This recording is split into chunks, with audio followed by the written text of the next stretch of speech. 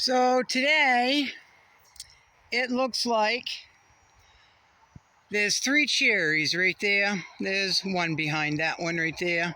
There's 3 cherries right there that are going to come down today. Now there's a whole lot more over in there. The maple are going to stay. But these 3 cherries are not looking very healthy. There's a lot of dead branches. There's black knot. So, and they're going to fall in the bog, which is why I have not cut them yet.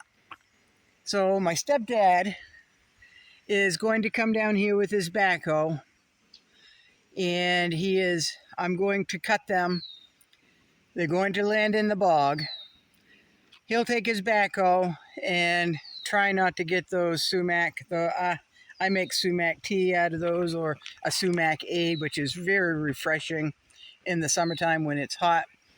So hopefully he can spare those, but I don't think he's going to be able to. But I've got a whole lot more. I've got a ton more. So I am going to take the chainsaw and I'm going to tip them,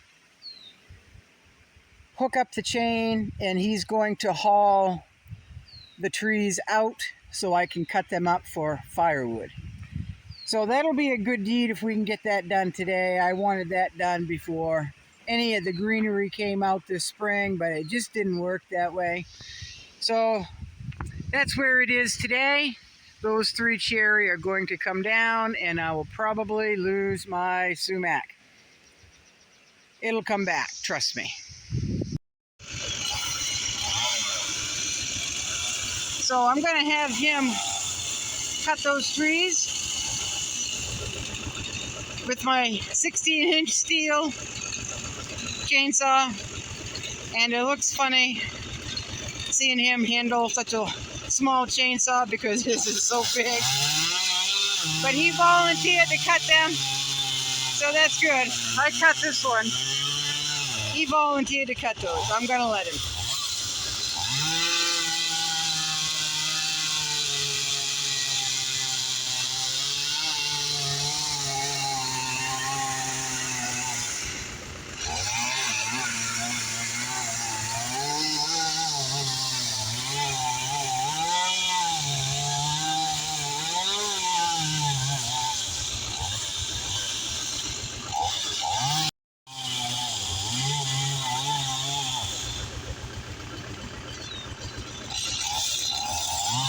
I don't think he likes my small chainsaw.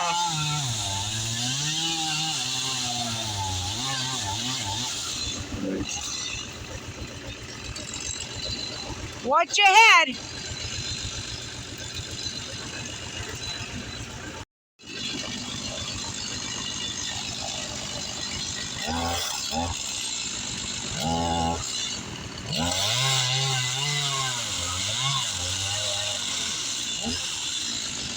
His hands don't work very good. He can't feel the trigger.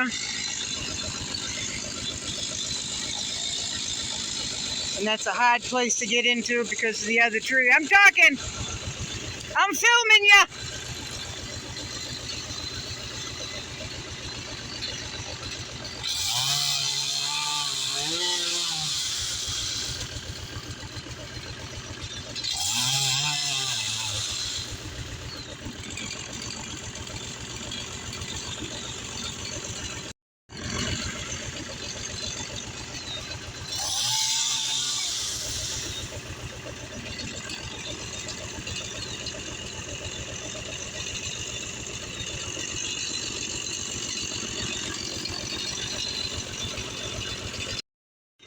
So what is happening, we have 2 cherry trees growing side by side. Neither one of them are in the best shape. And he cut one almost off. And he's going to put the bucket up against the one on the right because the wind is coming up, going in the wrong direction. The trees, like I said, aren't in the best shape. And there's wind, and we're just playing it safe. We're going to take 2 trees down at once. That's what he says.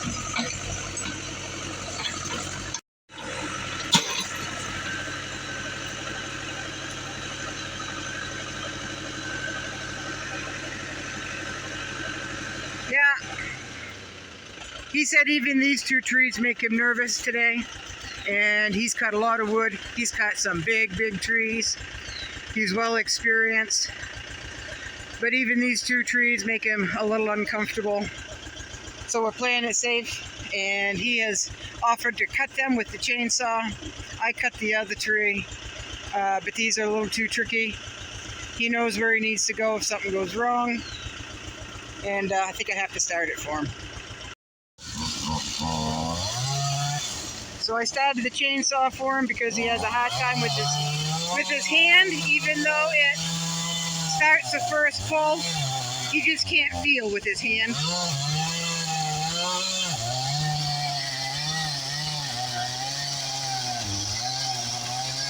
That bucket is up there putting pressure on the tree, so it has to go to the left. Both of them have to go to the left because they're intertwined up there with branches.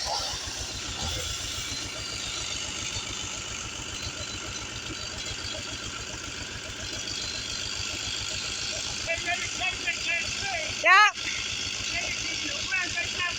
Well, I don't run in the brush, but I'll hurry. Not with my knee, I can't run in the brush. He's worried that it might kick out.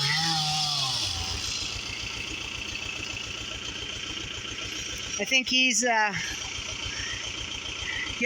to push it over with the bucket.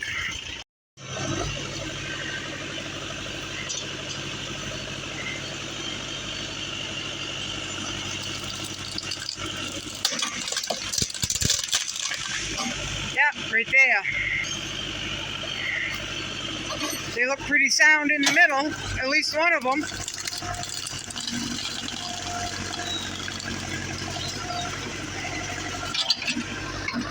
The one on the left is in better shape than the one on the right.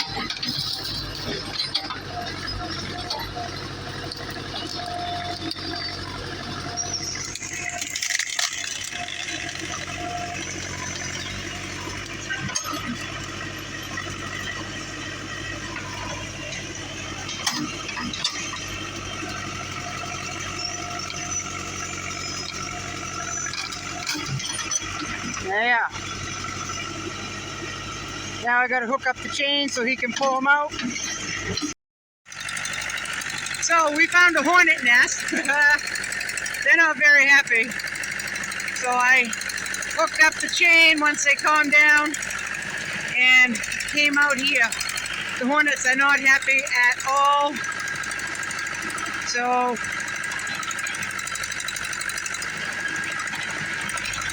that second tree that he cut, the biggest one, was all rotten in the middle. We suspected that. The other one looked like it was in pretty good shape, but the top was pretty much dead. Oh yeah, I can see the hornets from here. They are some angry.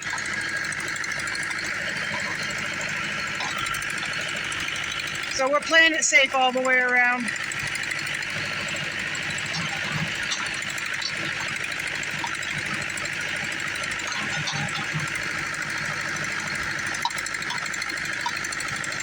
I think he just pushed that bucket over a hornet nest. He might have found the hole. I'll have to ask him, because he wouldn't have any reason to do that otherwise. So what he's going to do is he's going to back out and bring the big bucket in. He's got to pull them out enough so I can cut the limbs off, leave the limbs right here, and then drag the logs so I can work out by the road and not where there's hornet nests. We just found another hornet nest. So 3 hornets nests later, we have those 3 cherry trees out.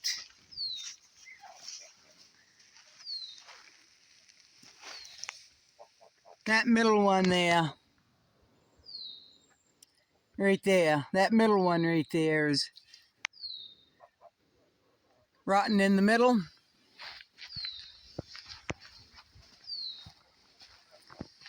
This was a big old limb here that was dead.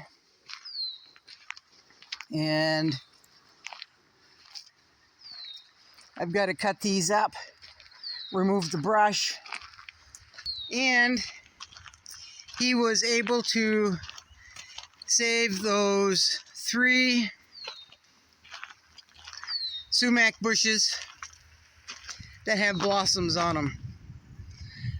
So I'm happy about that. So while he was hauling these out, a limb that was still on there knocked over a small pile of wood. I haven't moved that tarp yet because it has at least 1 hornet nest underneath it. So that is there until cold weather. It is. So I will mark these 15 inches. I burn 16-inch wood. My stepdad burns 15-inch wood. So I'll just mark these 15 inches. He's very particular on if he burns 15-inch wood, they've got to be 15 inches long. So if it's me, sometimes I measure. A lot of times I'm pretty good at going with 16 inches. A little bit longer, 17, I can still put it in my stove. But he wants his cut exactly 15 inches. And where we're going to share this here, I'm just going to cut them up. I'm just going to cut all of them up 15 inches. So I will start marking those, start cutting them to length, and then one of us will haul the wood splitter here and split it. He'll take what he wants, I'll take what I want, and then I'll add mine right to that pile there. So I guess I can't complain on that. That's firewood.